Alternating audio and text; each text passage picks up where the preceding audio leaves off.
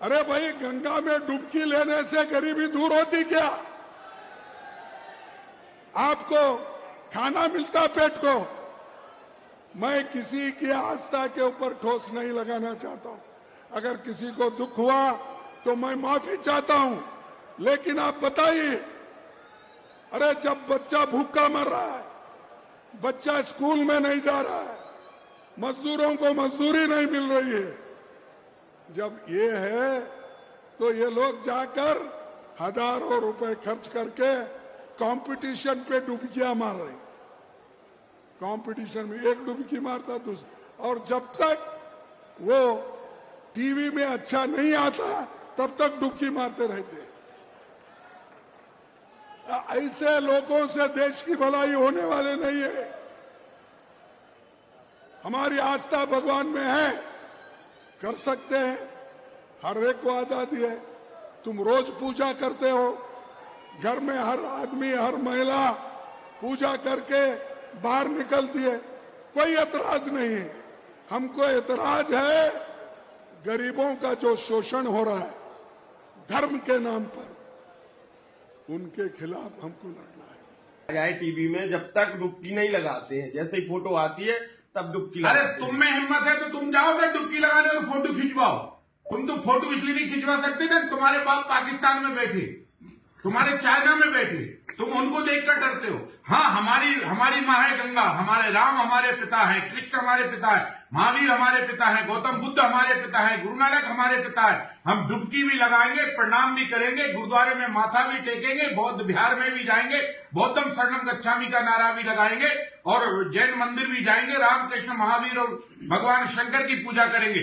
हमें फक्र है कि हम गंगा में डुबकी लगाते हैं, फोटो भी खींचते हैं और फोटो देते हैं, क्योंकि हम गर्व से कहते हैं कि हम सनातनी हैं, हम हिंदू हैं। तुम डुप्लीकेट बन रहे हो।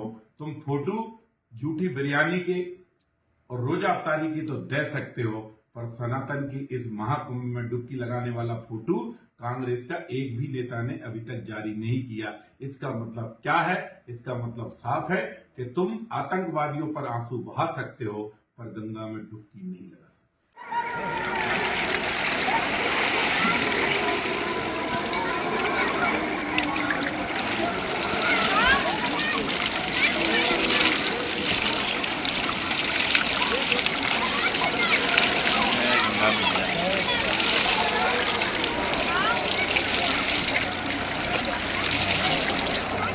बोल गंगा मैया की जय। आज पवित्र महाकुंभ में आने का अवसर मिला, स्नान करने का अवसर मिला। एक तरफ भारत से ही नहीं विदेशों से जो हिंदू है, जो सनातनी है, और इस महाकुंभ में हमें जाना है, स्नान करना है। बहुत ही सुंदर भावना रखकर करोड़ों की संख्या में यहाँ पर हिंदू आ रहा है, स्नान कर रहा है, पूजा पाठ कर रहा है। दूसरी तरफ किसी भी हिंदू को जो सनातनी इस महाकुंभ में स्नान करने के लिए आता है, किसी प्रकार की कोई दिक्कत ना हो, उत्तर प्रदेश के हमारे महाराज योगी आदित्यनाथ जी ने हर प्रकार की व्यवस्था यहाँ पर की है। एक तरफ इस महाकुंभ में लोग पुण्य की डुबकी लगा रहे हैं, दूसरी तरफ कांग्रेस के अध्यक्ष जो नासमझ जो हमारे खड़गे जी है, वो इस प्रकार से कमेंट कर रहे हैं कि ये महाकुंभ से क्या लोगों को खाना मिलता है क्या?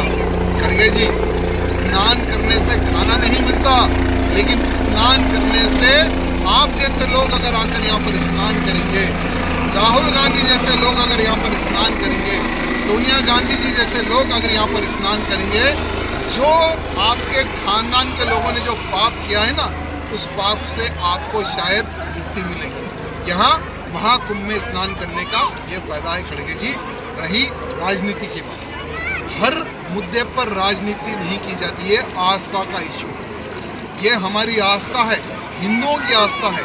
इस महाकुंभ यानी 144 साल के बाद में महाकुंभ आया है।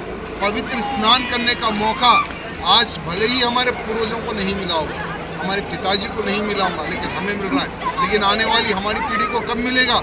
144 साल के बाद में। और इतना अच्छा महाकुंभ की यात्रा चल रही है। दूसरी तरफ यहाँ कांग्रेसी जो नासमझ है, जो हिंदू विरोधी है, ये कमेंट करते हैं कि स्नान करने से खाना नहीं मिलेगा। ये जो मानसिकता है ना, ये मानसिकता को बदल दो। नहीं तो आज कांग्रेस मुक्त भारत हो गया है। जहाँ जहाँ पर जो भूल कर जो हिंदुओं ने कांग्रेस को वोट डाल के सरकार को जो लाया ना, कांग्रेस की सरकार को, आने वाले समय में कांग्रेस का नाम और निशान मिट जाएगा। खड़गे जी, यहाँ बात ध्यान रखना। देखिए, मार्क की विचारधारा है, माकले की विचारधारा है। हिंदू सनातन धर्म से दिक्कत है। जब भी वहां पे करोड़ों लोगों को ये लोग टीवी पर देखते हैं डुबकी लगाते हुए, इनके छाती पीटते हैं, इनको बहुत मिर्गी के झटके लगते हैं। सनातनी विरोधी लोग ही ऐसी बातें करेंगे। पहली बार तो हिंदू जगह है पूरे विश्व का एक साथ, तो काहे कि मैं उनको जगने दो, उनको स्नान करने दो। उसके बाद जो चुनाव में लड़ना लड़ लेना। अभी हिंदू जगह है, अपनी आस्था से उस डुबकी लगा रहा है, उस पर टिप्पणी कर रहा है। इससे बड़ा पाप कोई नहीं होगा। कितने साल तो दबाए गए, मारे गए, हिंदू कुचले गए। अब तो जगह है बेचारा, अब पूरे विश्व से माओ प्रयागराज में आ रहा है, अब उस पर कोई टिप्पणी कर रहा है तो बड़ा दुखद है। खड़गे साहब की उम्र हो गई है, वो रह के खड़क जाते हैं। इस बार तो ऐसा खड़गे कि कुंभ पे ही प्रश्न चिन्ह उठा दिए उन्होंने। 130 करोड़ हिंदू जो पूरे विश्व भर में हैं, उनकी आस्था पे प्रश्न उठा दिया। ये जो गरीब है ना, उनकी आस्था होती है और उस पे सवाल उठाने का अधिकार किसी को नहीं है। ये वही खड़गे है जो कहता था कि मोदी आएगा तो सनातन आ जाएगा। ऐसे व्यक्तियों से कोई सहानुभूति नहीं होनी चाहिए, कोई सहानुभूति नहीं होनी चाहिए ऐसे व्यक्तियों से जो हमारी आस्था पे प्रश्न चिन्ह उठाए, जो कुंभ पे प्रश्न चिन्ह उठाए। गंगा में डुबकी लगाने से गरीबी कम नहीं होगी, और जाके इटली के नदी में डुबकी लगाने से परिवार की भक्ति बढ़ जाएगी।